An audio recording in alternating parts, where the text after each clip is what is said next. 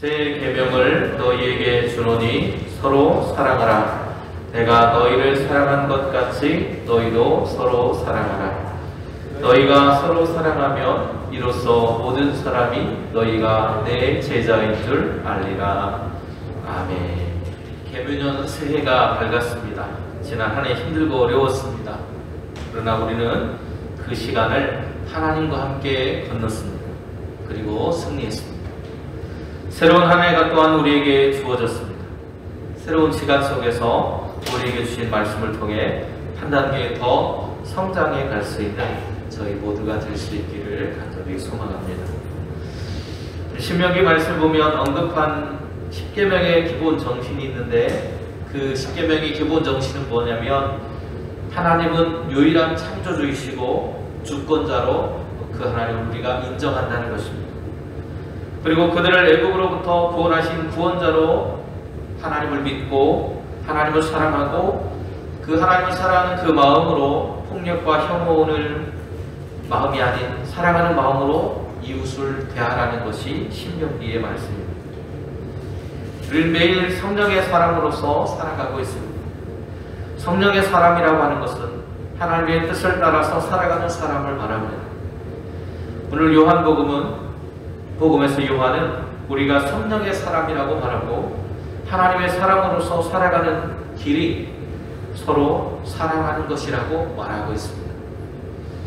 요한일서 3장 11절에서도 요한은 이렇게 말하는데요. 우리는 서로 사랑할지니 이는 너희가 처음부터 들은 소식이라고 말하고 있습니다. 우리가 들은 소식, 우리가 들은 복음은 바로 서로 사랑하는 것, 사랑이라는 것입니다. 즉 우리가 들은 복음은 결국 사랑에 기초하고 있다는 것이 성경의 말씀입니다. 오늘 본문에서도 요한은 이것이야말로 새로운 계명이라고 우리에게 가르칩니다. 오늘 본문 34절에서 새 계명을 너희에게 주노니 서로 사랑하라. 내가 너희를 사랑하는 것 같이 너희도 서로 사랑하라. 우리의 사랑의 근간은 주님께서 우리를 사랑하신 것이라고 말하고 있습니다. 요한일서에서 요한은 이 사랑에 대해서 형제 사랑이라고 말하는데, 창세기에 보면 가인과 아벨의 그 이야기를 예로 들고 있습니다. 가인은 동생 아벨을 시기하여서 돌로 쳐 죽인 후에 모른 채 발뺌했던 인물입니다. 하나님 앞에 드린 제사 때문이었습니다. 하나님께서 아벨의 제사는 기뻐 받아주셨고 또 아벨을 기뻐 받으셨지만 가인과 그가 드렸던 제사를 거절하셨다는 이유 때문이었습니다. 여러분, 우리가 하나님께 예배를 드리거나 또 제사를 드리거나 하는 그 모든 행위들 속에서 그것이 하나님께 거절됐다면 왜 그것이 하나님께 거절됐는지, 무엇이 부족했는지, 행여나 내가 잘못한 것은 없었는지 그 과정들을 돌아보는 것이 원칙이 되어야 합니다. 그런데 가인은 하나님의 사랑을 받는 아벨 때문에 내 제사가 받지 못한 것처럼 여기고 그 동생인 아벨을 돌로 쳐서 죽이게 된다는 것입니다. 하나님께 드리는 감사의 제사를 우리의 삶의 경쟁의 도구, 또 어떤 누군가와의 비교의 대상으로 삼았다는 것이 가인의 문제였습니다. 제사는 하나님께 감사하고 하나님이 베푸신 사랑에 대한 응답입니다. 정작 가인은 제사의 본질, 그것을 잃어버리고 하나님께 칭찬받고 인정받는 도구로 제사를, 예배를 사용하고 있었다는 겁니다.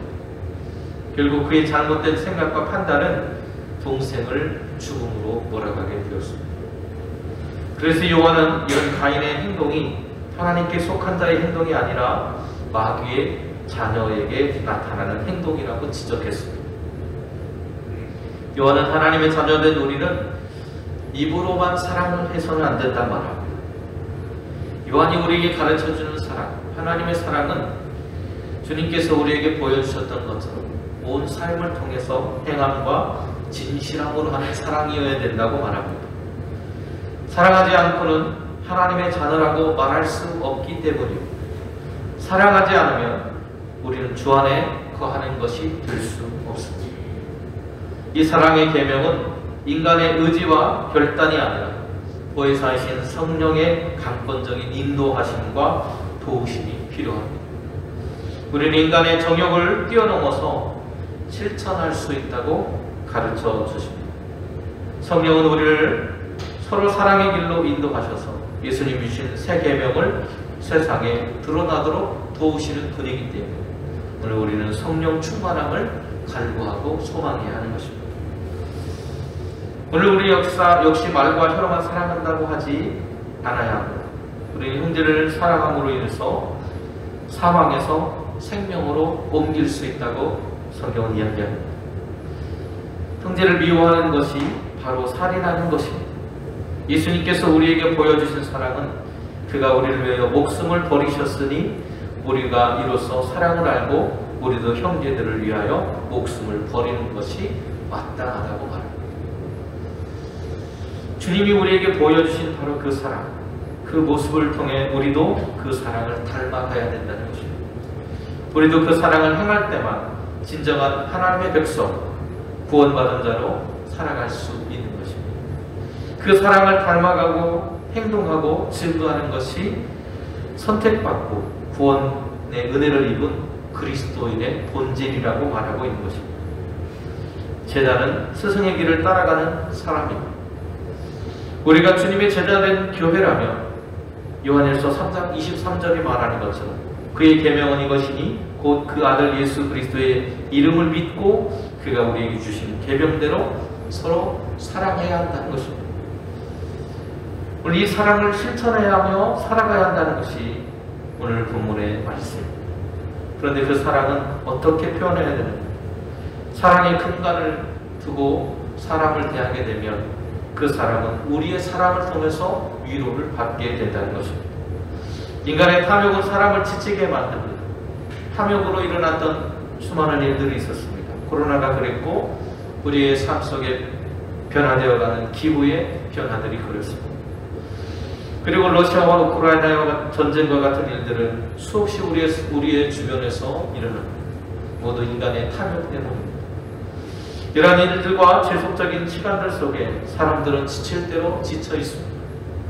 이런 영육간에 지친 이들에게 필요한 것은 사랑입니다. 우리가 그들을 사랑하게 될 때 우리의 사랑 속에서 그들은 마음의 위로를 얻게 될 것입니다.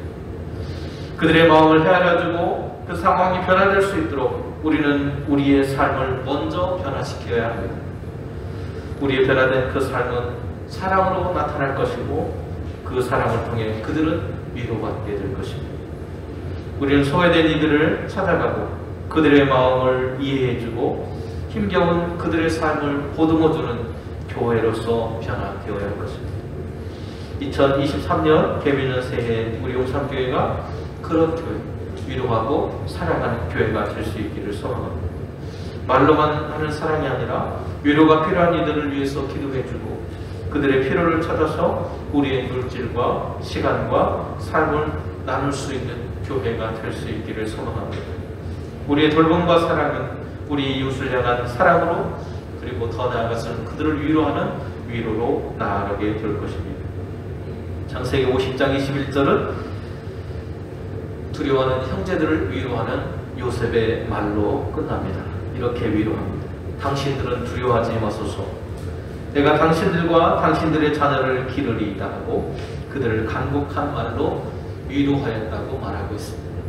오늘 요셉의 말처럼 또 오늘 요한복음의 말씀처럼 서로를 사랑하고 위로하는 가운데 우리 교회가 더욱더 하나님을 닮아가는 아름다운 교회로 성장해 갈 수 있기를 간절히 소망합니다. 기도하시겠습니다. 내려오신 주님, 새로운 해를 우리에게 허락해 주셨습니다. 이 새로운 해에 우리가 소망하고 원하는 위로하고 사랑하는 교회가 되기를 원합니다.